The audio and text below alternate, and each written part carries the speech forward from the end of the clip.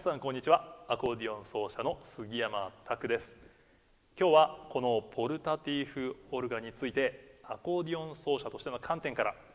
解説していきたいと思います。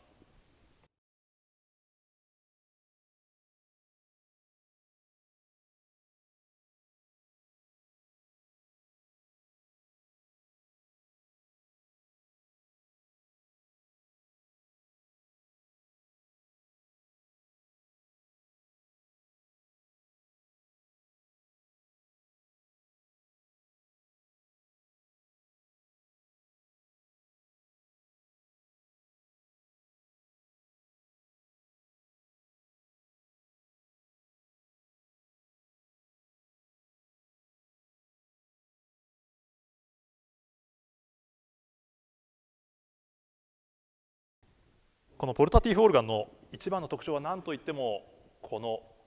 不意語ですね。蛇腹とも言いますけれど、ここで空気をパイプに送って音を出す。これがポルタティフオルガンの一番の特徴と言えるのではないでしょうか。なのでこの不意語を動かさなければ一切音が出ません。この辺アコーディオンと全く一緒ですね。アコーディオンも蛇腹を動かさなければ音が出ないので、音が出ない状況から不意語を動かして音を出してやります。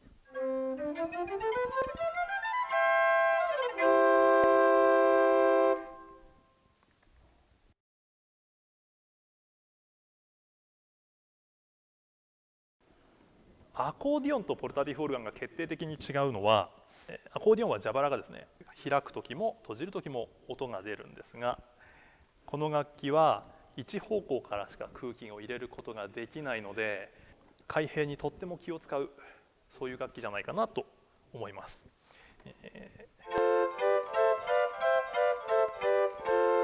息を吸うときに大きく戻してまた押し始めてやると、この辺りのテクニックが結構難しいんじゃないかなと思います。なので大きくブレスを取る、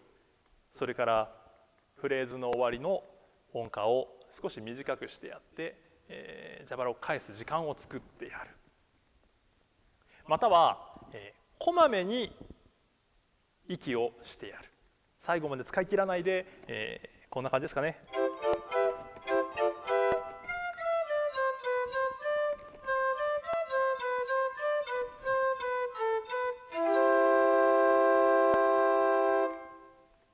こんな風にこまめに切り返してやると演奏しやすいんじゃないかなと思います。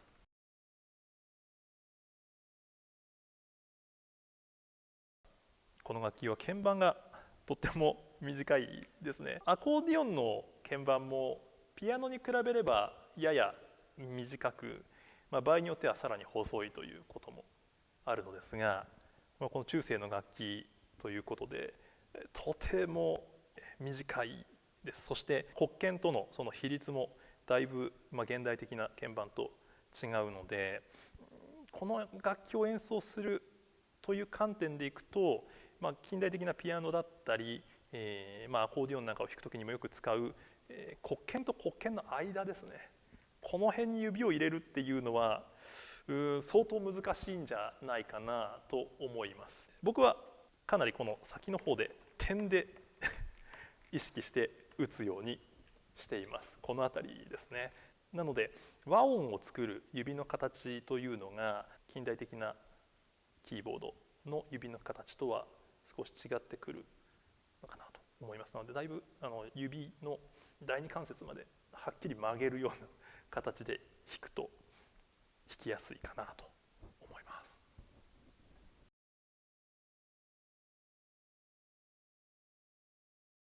アコーディオンでも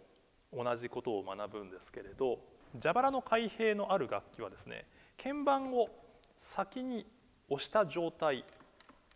でも蛇腹を動かさなければ音が出ないので、この状態から音を出し始める。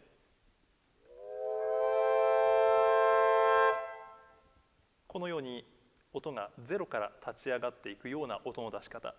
そしてその反対に蛇腹を先に押した状態で音を出す。この状態で鍵盤を押す。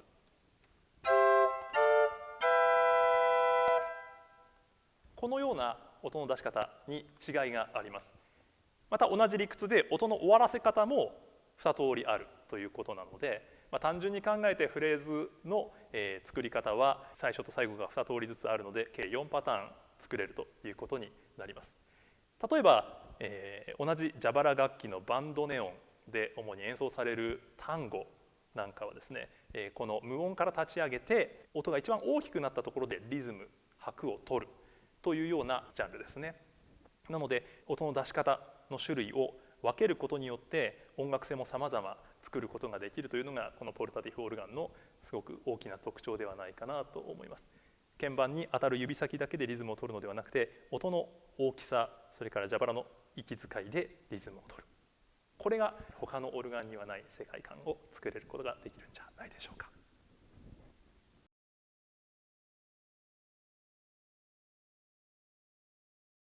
アコーディオンではほとんど気を使うことがないんですが、このポルタティフオルガンは入れる空気の風圧に対して音の高さの変化量がとっても大きいです。ちゃんと押してやらないで鳴らしてやると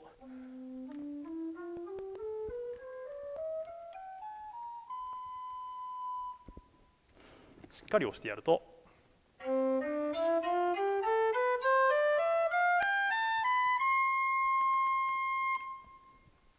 音量ももちろん大きく変わるんですが、音の高さもだいぶ変わったのがお気づきでしょうかね。これがとっても面白いところであると同時にとても難しいです。特に蛇腹を開いて音を出す瞬間に低い音から始まるということが起こりやすいので、蛇腹を開いて音を出すときは、音を出す鍵盤を触る前にしっかりと蛇腹に圧力をかけてやってから音を出すと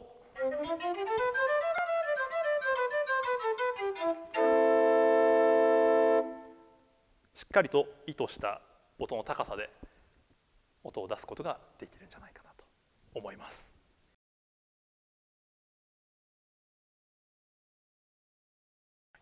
このポルタティフオルガン、強く蛇腹を押した状態から鍵盤を押してバルブを開くと空気が急に入るので、少し何て言うんでしょう、破裂したような音というべきようなポンという空気が入っていく、その空気が割れるような音が、アタック音として入れることができます。こんな感じですね。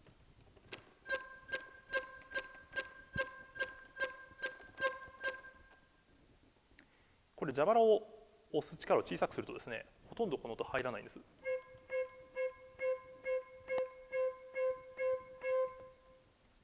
これぐらい、発音音色に違いが出るので、この辺りも、効果的に使うアコーディオンでも非常によくやるのですが、歯切れの良さ、そしてその生き生きとした質感を表現するために空気の圧を強くしてさっきの破裂しているような音をアタック音として聞かせることで躍動感を表現するというのは非常によく使うテクニックです。普通にアルペジオを滑らかにという弾くよりもこのようにアタックが入っていると、すごく歯切れよく聞こえますね。他のオルガンではこういうアルペジオが演奏ができないんじゃないかと思います。アコーディオンでは非常によく使うテクニックなのですが、これもポルタティフオルガンの一つの大きな特徴と言えるかなと思います。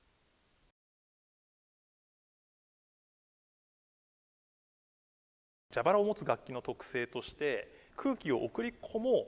としてやると鍵盤が重くなるという現象があります。空気を送り込もうとしてやった時に、その空気が通りたいっていう力がですね、この鍵盤のバルブを押し付けるような形になって、その結果鍵盤が重くなるということが起こるんですが、そのため演奏する時にはですね、鍵盤の重さにも注意を払って弾くと、今どれぐらい蛇腹から空気の圧が来てるのかなっていうのを感じ取ることができて、ピッチを調整するですとか音量を考えるということもできます。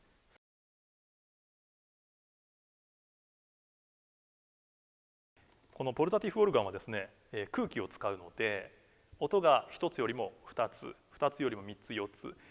音の数が多い和音になればなるほど必要とする空気の量が多くなってしまいます。その結果1つずつのパイプに通る空気の量が少なくなってピッチが下がりやすいという現象が起こってしまうので、たくさんの音を使う和音の場合はですね、単音でやるよりも蛇腹を強く押さないと同じ高さで音が出せないということになってしまいます。これがとっても難しいので要練習というところではないでしょうか。アコーディオンはどれだけ和音を使っても、ほんの少しピッチの違いは出るんですけれど、これほど顕著に出ないので、この蛇腹の繊細さということで言えばアコーディオンの何十倍も難しいんじゃないかなと思います。例えばこれぐらいで出すピッチと、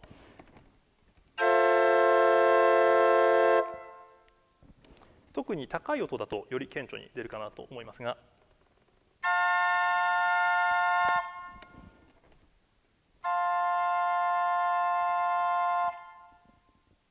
こんな風に違いが出ます。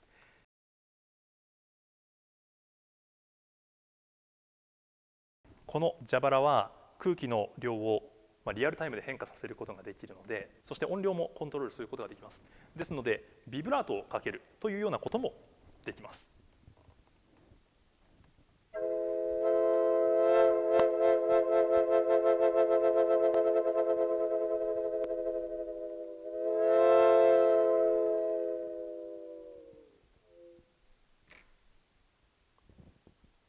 これとても難しいんですよね。大きく力を加えるところから力をゆっくりにして力を緩めて、さらには例えば腕に力を目いっぱい入れて腕が痙攣に近いような形で動くのを利用して細かく振動させるというようなこともとても効果的なテクニックかなと思います。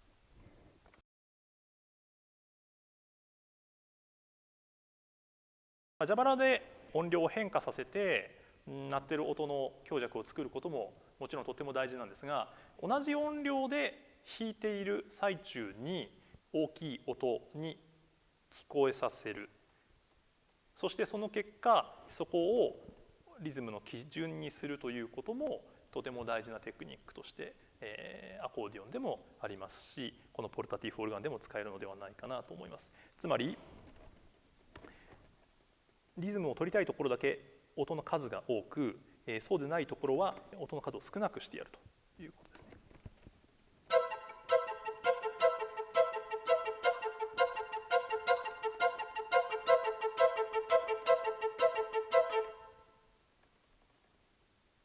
こんなふうに弾くと今全く同じ圧力でかけ続けていたんですが、音の数が多いところだけ自然と耳に入ってくる音の存在感が大きくなるので、そこがリズムの中心になるということが聞き取りやすかったのではないでしょうか。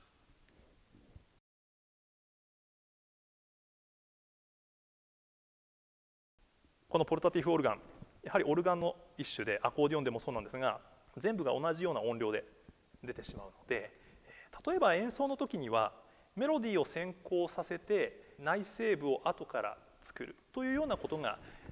とっても有効じゃないかなと思います。先にメロディーを奏でて、その後から内声を弾く、このようにしてメロディーがはっきり聞こえるように演奏してみるといいんじゃないかなと思います。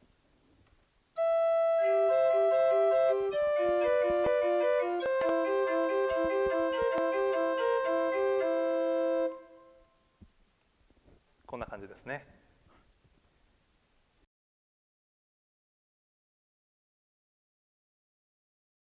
この蛇腹を使って不意語を使って、メロディーだけ特に際立たせて聴いてもらうというようなことができる楽器じゃないかなと思っています。例えば